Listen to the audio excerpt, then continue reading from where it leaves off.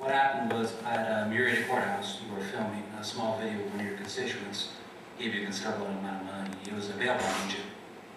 Just so happens, the worst possible time, Mr. Ayo and the angry gay pope, if that's just his handle, came about. Before they were able to talk to you, you casually walked away, which is understandable, I can understand. However, the second that you went past the metal detectors, the bail bond agent, through actual happenstance, arrested Mr. Ayo. Why not? The reason he arrested him was because somehow he violated his bail. I don't know how. I don't know what kind of cause, or even if any time was given. Understandable. A couple questions. So if I see you on the street, am I allowed to say hi or not? Because this seems to be kind of a habit. Is it more the place? Like, if I see at Wendy's, can I say hi versus the supermarket? It seems to be a common theme with you, especially with that poor old man, Mr. Maybe. And there seems to be a list of people that you will not talk to, ever. It seems to be, let's see here now. Any member of Anonymous, A.O. Granberry, Angry Gay Pope, the two crazy ladies, that is put on the video, and a couple other people.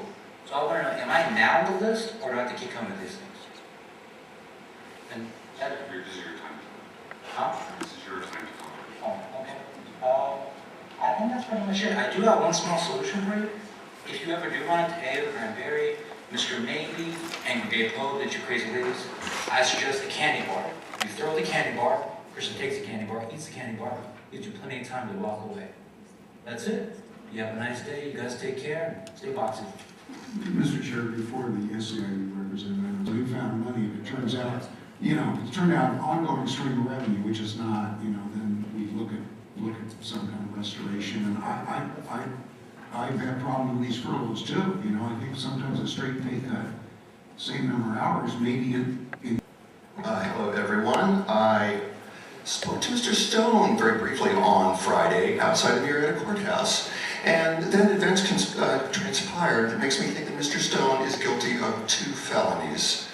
Mr. Stone, you said that the courts and the cops, not the Board of Supers, is the place to air our Church of Scientology grievances. Yet both the Hemet Sheriff and your DAs let Scientology steal our evidence from their lockers.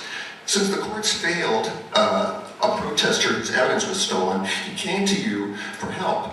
Mr. Stone, you walked out on him twice at these hearings. When we saw you on Friday outside Murrieta Courthouse, we just wanted an update on some lost documents. Instead, we saw you filming some kind of promotional material with Fausto's bail bonds, who just gave you $3,900 in donations. Here they all are, just after filming. When we came up to you, you walked away from protester Anon Orange as if he was a process server. You said hello, goodbye, and walked into the building. You did not call for the guards, you did not ask for help, you waited in line, and then when we walked into the building too, where we had official business, you would not talk to Mr. Shawkat, Anon Orange. You ran into the security while at the same time your bail bondsman, who was also Mr. Shawkat's bail bondsman, told him to go outside. When the bail bondsman tells you this, you must go. He wanted to get him alone in the parking lot. Eventually, he did.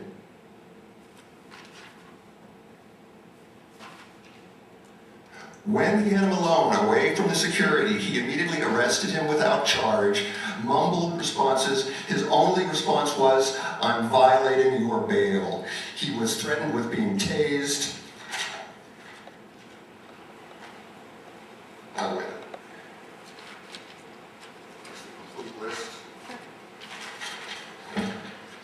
The defendant had been abducted from the courthouse lobby, falsely arrested, handcuffed, threatened with a taser, kidnapped by his bail bondsman, taken to the bail bondsman's office, and later returned to the courthouse, where he was falsely imprisoned in the courthouse jail. The defendant was then held upon the original charges before being released on his own recognizance 9 hours later with no bail. His bail was dropped because of this. Why was his bail dropped? Why was he there for 9 hours? Mr. Stone, do you know that that is a kidnapping? That is a kidnapping. When he was placed in that car, he didn't go to the jail right in the parking lot. He went to Mr. Fausto's bail bonds. So, Mr. Tavaglione, how am I doing without my cape? So, you know, Anonymous plays rough, and Scientology plays rough, and anyone who is caught between them gets interbulated. And you, Mr. Stone, are interbulated. You know, I'm glad you stayed. Mr. Myers, thank you. Next speaker will be Gary Grant, followed by Francois. Thank you for staying.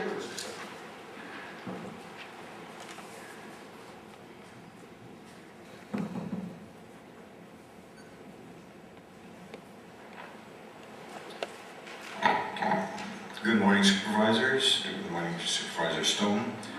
On Friday, we witnessed a conspiracy against rights.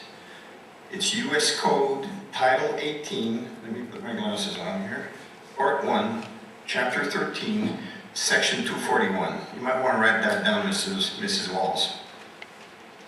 Conspiracy against rights, it reads, if two or more persons conspire to injure, oppress, threaten, or intimidate any person in any state, territory, commonwealth, possession, district, in the free exercise or enjoyment of any right or privilege secured to him by the Constitution or laws of the United States of America.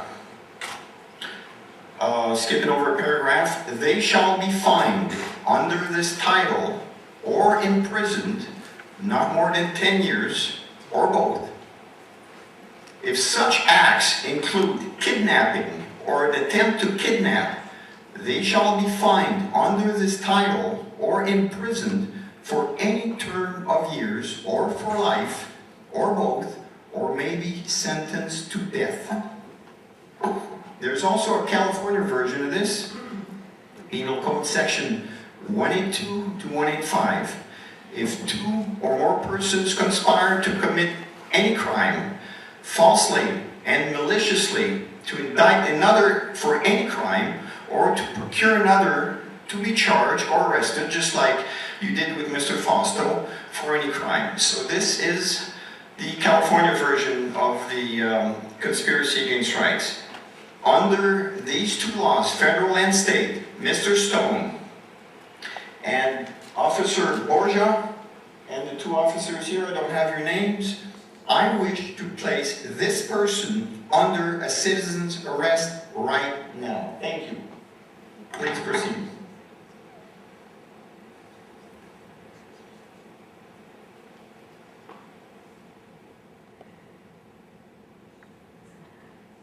Just gonna have to wait, I guess.